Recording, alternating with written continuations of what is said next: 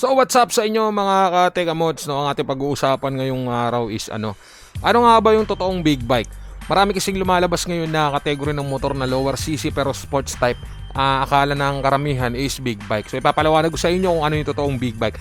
Ang mga totoong big bike, yan yung mga 400cc pataas, katulad ng Ninja 400, CBR 500, ano pa ba?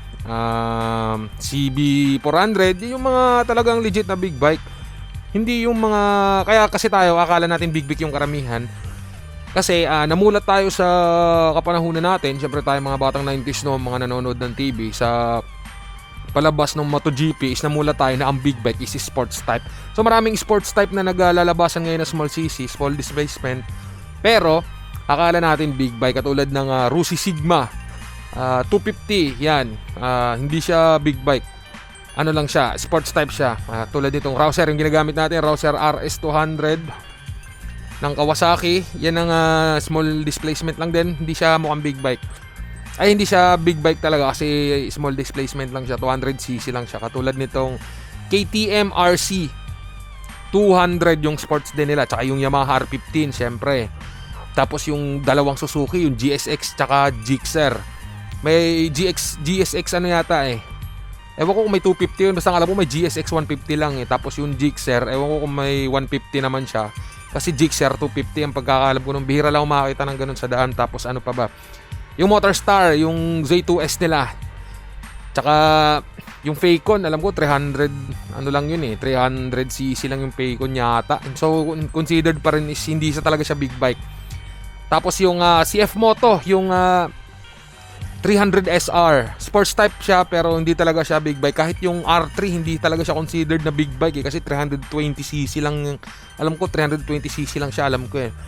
So hindi talaga siya, ang big bike kasi talaga yun yung mga nakakadaan sa expressway. Halimbawa yung mga Dominaria, Ninja 400, CBR 500,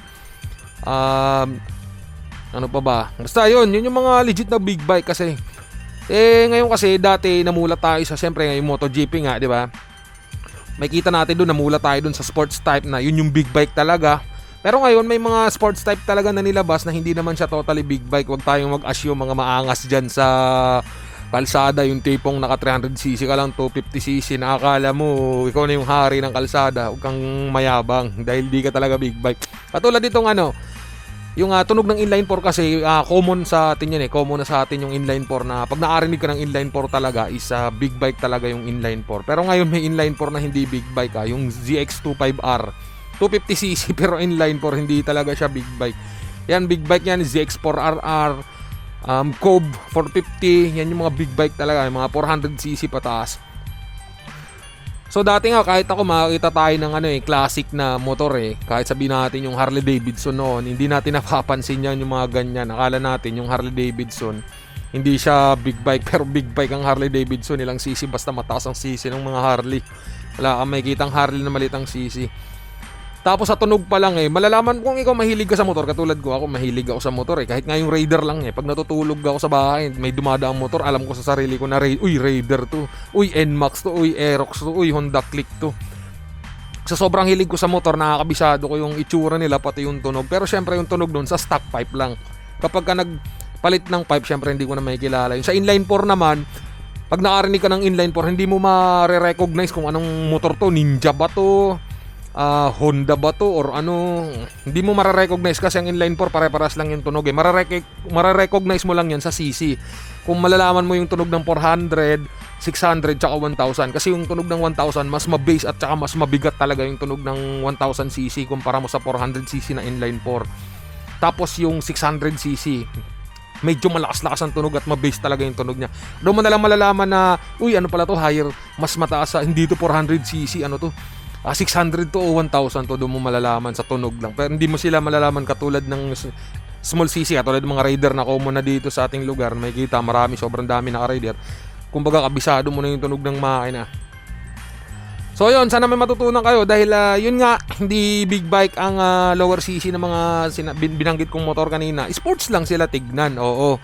Sports type sila pero hindi sila big bike. Ang mga big bike talaga na sports, yung mga 400cc pataas. Yung yung KTM RC 390 400cc sa papel yun, hindi yun 390. Kagaya nung Duke, yun yung naked version niya, yung Duke 390. Hindi talaga siya yung motor, pangalan lang yung 390. KTM, yung KTM brand, tapos Duke 390 yung pangalan.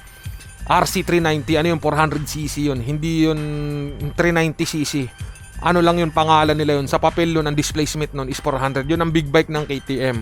Ang small lower cc naman nila, small bike naman nila is yung RC 200 tsaka yung Duke 200. Yan yung mga hindi big bike talaga. Tayo kasi bilang isang kabataan noon, lalo na sa mga kabataan hindi nila alam, sa mga ano dyan, mga dumadaan ako sa kalsada minsan, naka-Rouser 200 ako, akala nila big bike, bomba daw, hindi naman talaga big bike. Ang big bike talaga 400cc and up. Tsaka malalaman mo naman sa tunog yan na 400cc, kasi pag 200cc mararamdaman mo yung tunog na hindi naman, medyo malakas pero hindi masyadong, hindi katulad pag 400cc talaga na medyo yung tunog, mabase yung tunog na dumadagundong na sa lupa, lalo na yung mga 600 yan, malalakas na talaga. Mare-recognize mo yung motor na, ay putragis, ito talaga big bike to. So sana may natutunan kayo sa video to. Alam nyo na yung difference ng big bike sa hindi big bike. Minsan yung iba sinasabi nila yung yung 200cc, 250, 300cc para mga semi-big bike daw. Ewan ko kung anong talagang tawag doon. Pero para sa akin, hindi talaga big bike yung mga motor na yan. Para sa akin, big bike. Naked man yan, sportsman yan, basta 400cc up, yan yung mga big bike talaga. Kung tawagin, yan yung mga hari na ng kalsada na nirerespeto na. Yung mga big bike talaga. 400cc and up, yan yung mga big bike talaga. Hindi yung mga small cc lang, yung mga 250, 300 bala, hindi yan pwede sa expressway, hindi rin talaga makakadaan yan, may multa yan pag dumaan ka. Kahit yung Ninja, yung Ninja ZX25, dalawang klaseng series kasi yung Ninja, yung regular Ninja kasi, yung twin cylinder lang. Tapos yung ZX series, yan yung mga pang racing na, yung mga pang MotoGP na. Yung ZX25R, ZX4RR, ZX6R, ZX10R, yung mga Ninja na hum yung tunog, yung mga inline 4. Pero yung regular Ninja, yung Ninja 400, Ninja 650, yung dalawang yan, hindi siya inline 4, lang siya, twin cylinder. Pero yung 1000 no, Ninja 1000 no, is siya, inline 4 na. So yun, sana may natutunan kayo. Alam nyo na yung big bike o hindi big bike. So ingat na lang palagi and ride safe.